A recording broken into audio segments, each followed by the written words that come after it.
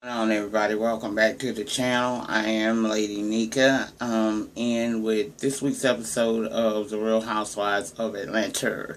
This is season 9, episode 3. I don't know the name of the episode, but it'll be down there in the description box. Now, last night gave me filler episode. That's what it felt like. It wasn't really much going on, and I ain't writing no notes. Most of the time, you will notice that doing the Real Housewives of Atlanta, I don't write notes because, child, I be so deep. I be so deep. But I was just adamant about trying to get this review out to you all because, for those of y'all that don't know, this will be my last video for the week. I am, I'm going to cook at home and then I'm going to hit the road. I'm going home for the holidays. So this gonna be it for a girl for the week. You might get something by the weekend. I don't know, but just don't be looking forward because I'm probably not going to record anymore after tonight, after this morning, doing this. So let's jump on up into this. Now, I want to say before I start this review, child, when I was doing Fuck Shit Friday, I forgot to mention, Apollo got engaged to a bitch.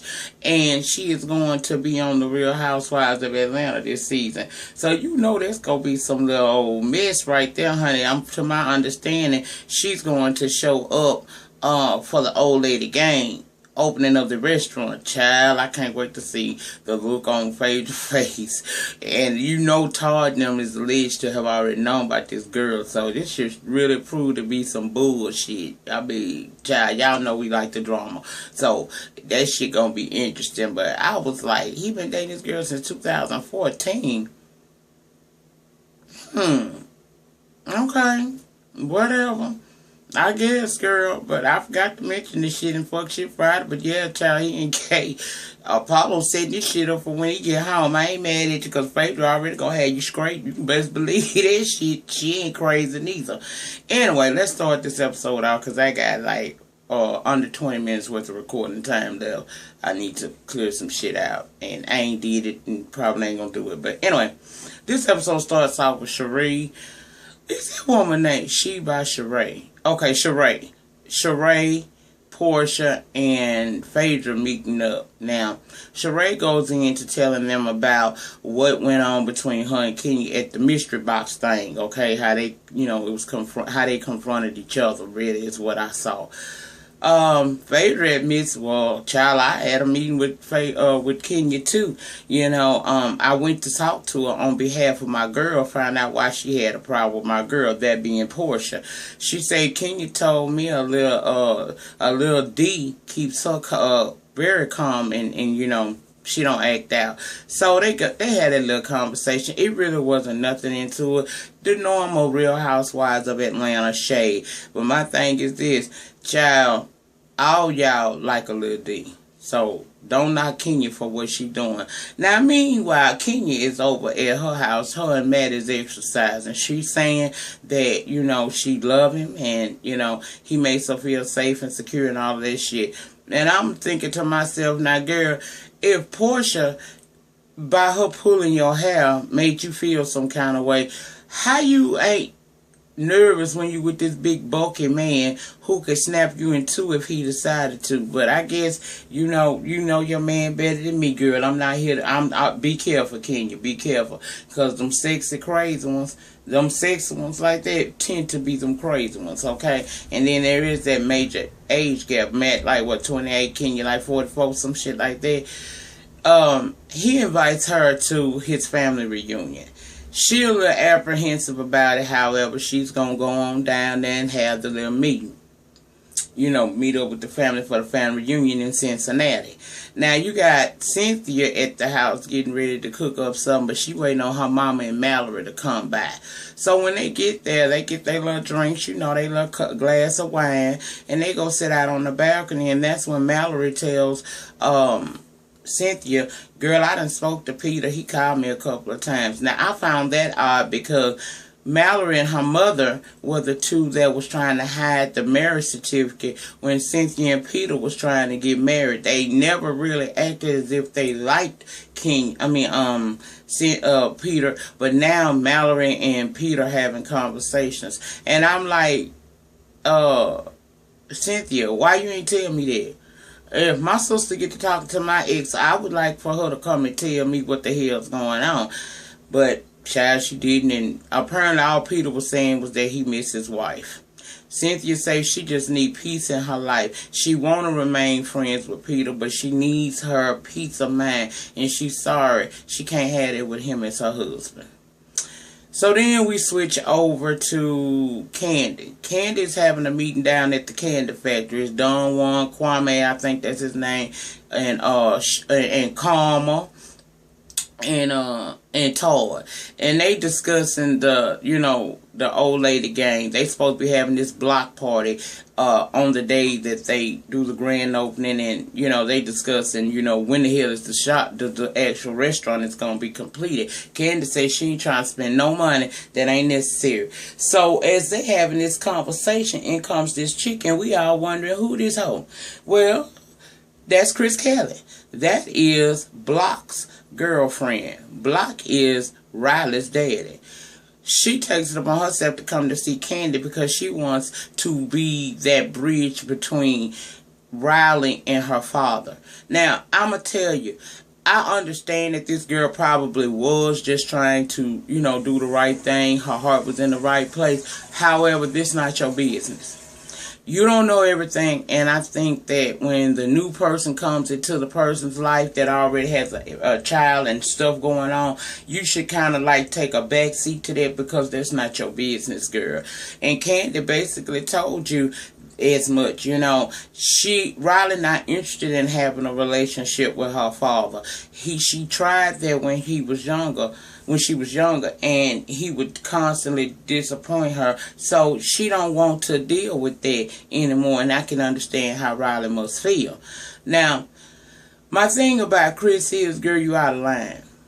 Everybody in there wondering why you there. You got Todd and them still sitting because Kandi took her to her office to talk to her. But you got Todd and everybody there, and they like, what would she be wanting? So when Chris leaves after Kandi basically tells her Riley has no interest, but she's never going to do anything to stop that, Kandi tells them what the girl was there for. And everybody thought like I did. This is too much. You don't really need to insert yourself into that. And later on, when she's taking Riley to the dentist, Riley tell her that again. It's void. She said if anybody should have reached out, it should have been him, not his girlfriend. Now, I agree with that. Block is saying that he don't feel like, and this later on in the episode, he was saying that he not gonna chase nobody. Well, you should. You should chase your daughter to have a relationship with her because that's your seed. That's your egg. It don't matter what the hell went on between you and Kandi. You should not just leave your daughter. It's so many girls. That's how girls grow up and they be in these abusive relationships with these men and have all these daddy's issues because their father didn't play a pivotal role in their growing up. I feel like, what else is you doing? Child, you ain't got nothing else to do while you ain't trying to hit up your child. It ain't like this record company that Kandi probably gave you the money to start is doing anything. What are you doing? And even RL and his now wife, Lena, was asking you when y'all met up, why would Kandi not be supportive of your relationship? First of all, Kandi not supportive of his relationship. Kandi is at the point where she's leaving it up to Riley. She has made the effort to reach out to this man and tell this man, look, you can be a part of your child life. I ain't gonna stop this. She said she even told Sheree that when they was down there at the gym working out, my Aunt Nora told me never interfere in that relationship, and I've done that. But I carry everything for my child. And when he don't come around when he say he is, that hurt her. And I got to be the one to sit there and deal with that. And I understood where she was coming from. I wouldn't want to deal with him either.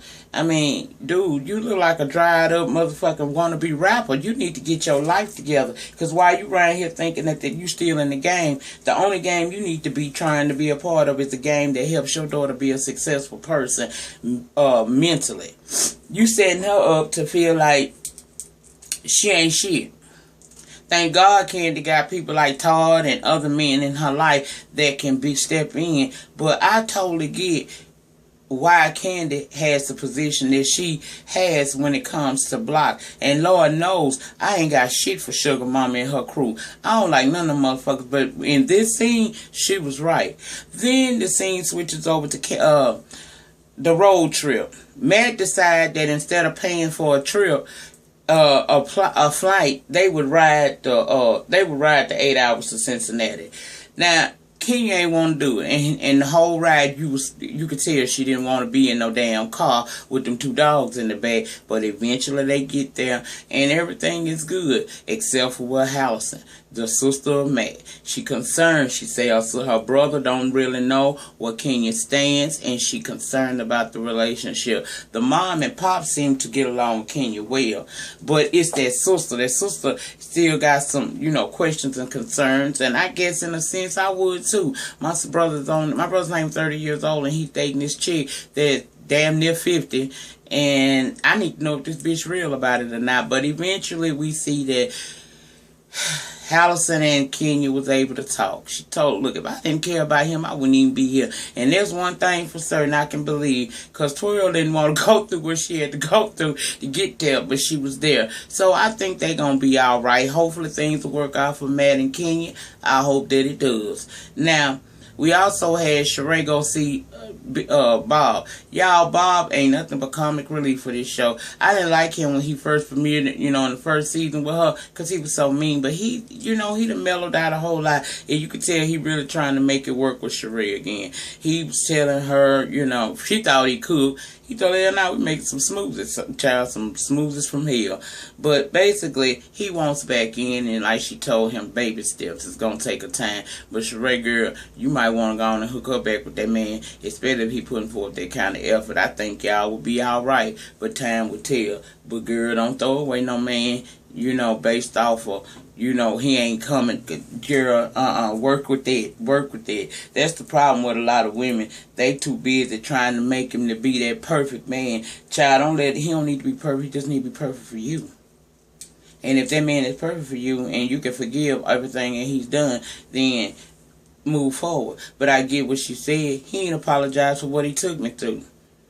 That right there says a lot, Maybe he needs to sit down and have that conversation with her if he want her to take him seriously. Now, we got Porsha. Porsha want to have a baby. Reasons unknown, Porsha wants to have a damn baby. Girl, you not stable enough to be somebody's mama. And you saying that you want to do this without the benefit of a marriage or a relationship, and you reached out to one of your ex-boyfriends who seemed like he cared about you, Porsha, but he already got a 14-year-old and a 16-year-old, so he didn't look like he was ready for that, and he told you he didn't want you to have that type of relationship just to have a baby. He not going to just give you his sperm. What he will do is he will court you and try to win your heart, and if it comes down to you two having a child together, then that's what it is. But he don't feel that you worth, you worth more than some man just giving you some sperm. And girl, that spoke volumes. Did you hear what the man said? He said you worth more. You need to understand that about yourself, Porsha, because really, you got the capacity to be a halfway decent bitch. Stop spreading it low. Well, stop dropping it low and spreading it wide for everybody or anybody that says that you cute, sweet, and face. Fuck that. Okay? Learn your worth, girl. Find yourself. You lost out here. You lost in the sauce and you refuse to do anything about it. And going and adding a baby into a situation like that is not going to happen. Plus, the only reason why you really want to have a baby is because you saw your sister have one. But your sister got a fiance. Why don't you date this dude, Todd? Because obviously he's interested. He said that he was going to try to come to Atlanta more because he lives in D.C. and try to be with you. So what's the big deal, girl? Why are we trying to have kids? Child, that was a bunch of bullshit. My synopsis is basically this. As far as Block, bitch, get your life. Get yourself together. And then try to get hold to your daughter and try to have a relationship with her. I ain't believing that that girl Riley is no 14. Because, y'all, she been 14. She was 13 when Kandi came on here. A girl older than that. But if that's what the storyline called for, fine. But anyway, he needs to work on his relationship with his daughter. That's what I feel like he needs to do. And stop laying blame and trying to make Kandi the victim, because at the end of the day, Riley has the capacity to think and do shit on her own. She not some little girl that has to be guided by her mama. And if you ain't making no efforts to try to get to know her, how the hell you expect her to want to... What she look like running behind you? You need to be in her life. And in the end, you gonna probably wish you had, because I don't know how many rugrats you got, but that probably be the one that you need. Kandi, girl, just deal with it like you've been dealing with it. That was basically all that I remember or I cared about the Real Housewives of Atlanta. Like I said, it gave me a filler episode. I will say it was good to see Kenya interacting with Matt's family. You can tell she really wants a family, and I hope things come to fruition for this girl. I really do. I don't want to see her by herself. It ain't nothing like growing old and be lonely. Child, I worked hard to make sure that ain't my reality, honey. Plus, I don't make people hate me like that, you know. In my reality, people love a bitch. But, as far as, let me see what else. Cynthia and Peter, I'm sorry to see their relationship, you know, on the downfall. But maybe it's the best thing for them. That's all I can say about it. Child, I ain't going too deep with this shit, because it really wasn't all of that. But I wanted to give you guys this video and let you know that this is probably it for me for the week. Ain't no problem. Child, I will not be back this week, okay? But I will be back possibly the weekend with a Shit Talking Saturday or something like that. But as far as these shows, I'm done for the week. I'm going to cook my food and enjoy my family. And to all of my family, my Lovethangs here down here on the YT, I wish you all a very, very, very happy Thanksgiving. I hope you all eat a whole... Bitch, don't eat too much. Don't eat too much, because that Christmas coming. Don't go too crazy, because come January, we'll all be making them same fucking posts that we make all the time. But this year, we're going to lose weight, so don't eat too motherfucking much, okay? Enjoy yourselves, and know that if don't nobody else care, Lady Nika does. In the meantime, in between time, please like, comment, subscribe. Feel free to share this video on any of your social media sites, and I will see you guys again for sure next week, possibly the weekend. Happy Thanksgiving, everybody. Peace.